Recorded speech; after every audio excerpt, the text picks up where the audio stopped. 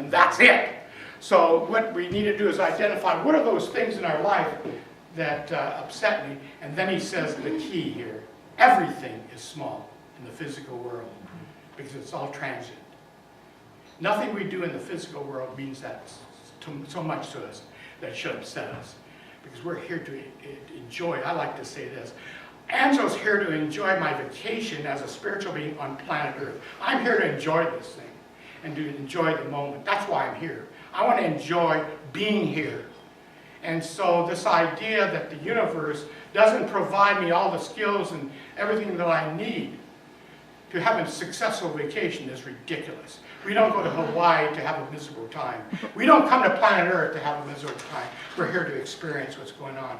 The third part of that, and I'm moving along fairly well, because there's three major things that I had to determine for myself this morning and last night. What do I need to do to be more enhanced as a spiritual being? And resistance is a biggie.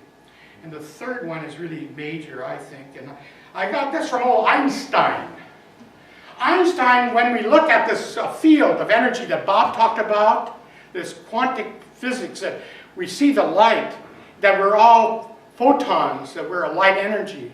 But when Einstein looked at all this and researched it all, he said that field, that 0 point, you can call it whatever you want, 0 point field, that 0 point field is the only reality. Gosh! Wow! It's the only reality. Wow. So what's happening to me, is that the reality? Is that the core of who I am? No. It's just an experience that I'm going through. So what do we need to do? What shift in our consciousness do we need to go through to actually do that? We need to connect. We need to identify ourselves. And we always say that one of the things we say in the second part there is that we need to identify what upsets us. Well, in this other situation, if we identify ourselves as spiritual beings, and that's what it means to me, that's what's important in all that I do, then what happens is I'm in what I call, I coined it this morning, you've heard it here for the first time. It's the eternal zone of awareness. We need to somehow operate and shift our consciousness into what I consider the eternal zone of awareness. What does that mean? It means that we come to the realization that we are this energy field. That the scientists that are finally discovering this, are catching up with the mystics finally in the quantum world, that we are an energy field and that we're connected to all there is. When we can live in that idea that when I'm facing this situation, that in my own mind, from the physical standpoint, is devastating. It's painful. It's disastrous. When we get into the zone of eternal awareness, we look at it a little differently. We say, okay, not why is this happening to me, and we can't push it away because it's in the physical. It is happening. The illusion is that it cannot touch the core of who I am. That's the illusion. The illusion is that it somehow can affect the core of who I am.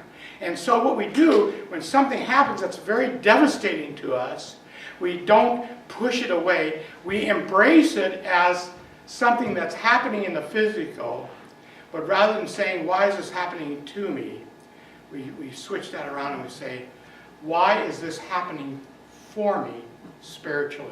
Do we get the point here? Yeah. And when we do that, we can take a look at the disasters. And they are the storms. Gosh, Angelo's had a few of them. I've been around the horn. A lot of storms. And when we can look at those storms in our lives, and we don't pray that we don't experience the storm, we pray for deliverance from the fear of the storm itself. There's a neat story that I want to close with that kind of deals with this, being in that zone. I know when I'm in the zone. Right now I think I'm kind of in the zone. Yeah. When I first started I wasn't. I was just stumbling. But then I got into the zone. When I finally connected. When we're in the zone, everything is going very well. Synchronistically, everything is jiving. And it's the experience of delight. that, gosh, I'm in the zone. And we know it. How many of you have experienced that? We have experienced it where it's so awesome. And when we experience it, then we are in that consciousness of eternal bliss, of eternal awareness, the eternal zone of awareness. And the stories about Lee Shapiro, Mark Canfield, I like Mark, I used to read him a lot. Mark Field talks about a guy named Leo. And anyway, Leo Shapiro was a judge. But then he got into the positive living syndrome here. He started realizing that the love energy is the most powerful energy in the universe. And that if he were to change anything, he would change his consciousness and get into that zone of love, to stay in there and treat people like that, and then he would, not by default, he would also be treated the same. So he started hugging, and he was called the hugging judge. How many of you heard about the hugging judge? Well, here's this hugging judge. I mean, when we look at judges, we don't look at that as a hugging situation necessarily. So anyway, here's this hugging judge. He had a bumper sticker that said, "Don't bug me, hug me." The guy goes overboard. I mean, he's really into the song. And so one day, and he'd go, I don't want to tell you the full story, it would take an hour, because they put him up, and people didn't disbelieve him. He was so well known that he was asked to be a keynote speaker at a lot of conferences. And then the newspapers got involved, and they said, "Oh, we'll put you on the streets of San Francisco, and let's see, you deal with those bus drivers. Have them come and see what they do." And so there's a long story there that we can get into, which we're not today. But his friend Nancy was a professional clown. And she said to Lee, he said, "Lee, I want you to go with me to this home for the disabled. And it's a large home, and they have over 34 wards. But I want you to go there." And he was very uncomfortable with this. He says, "There's no way that I've ever hugged a person who may be ill and ready to die, or handicapped people, or quadriplegic. I don't think I can do this." She said, "Yes, you can, because they're human beings too. And if you really believe that the love energy is floating in everyone, then you need to do this, you need experience." So they go into this place, and spent about 2 or 3 hours. And he had an entourage of nurses and doctors following. He had like 7 or 8 people following him, and orderlies, and he'd go in and do his thing and hug. But they got to the last ward, and it was the worst that he'd ever seen. There were over 34 people in there, some of them seriously disabled, and it was not pleasant for him. He said he's never seen people in such bad straits. He goes to the end of the ward, and the last person in the ward was named Leonard. And here's Leonard, an adult person, with this large white bib on him. He's dribbling fluids, and it was just a mess. And he looked at Leonard, and he looked at Nancy, and he said, "Nancy, I can't do this. There's no way I can reach this person." The guy was just there drooling. And he said, "I can't reach this person." Nancy scolded him and said, "Wait a minute." It's this half-pregnant idea that I always like to use. He said, "Either you believe in the love energy, applies to everyone, or you don't. Hug me. He deserves to be hugged." So she took this hat that was made out of balloons, put it on Lee, and he finally took a deep breath, leaned down, and hugged this person. And something magical happened. The person started yelling, shrieking, laughing, crying, the whole Marianne, and created this uproar in this ward. Pretty soon everybody started coming alive, and they were pounding cans and making all kinds of noise. And he said, "What is going on?"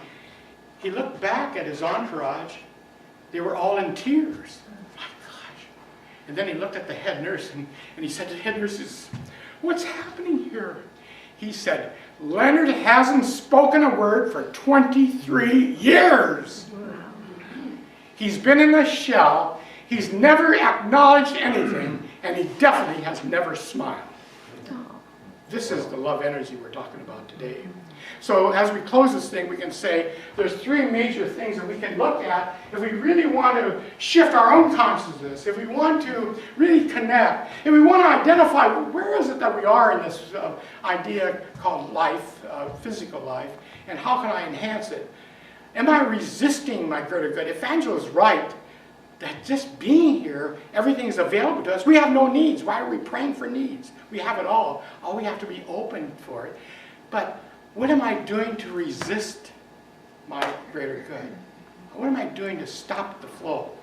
And the three things we talked about today, magnificent things, we need to lighten up. I think that's major in my life. We need to accept what's going on with gratitude. And number two, let's identify what's making us feel bad. Let's identify. Because if we're feeling bad about the stuff that's going on in our life, then we're thinking small. And if we're thinking small, we're considering ourselves to be small.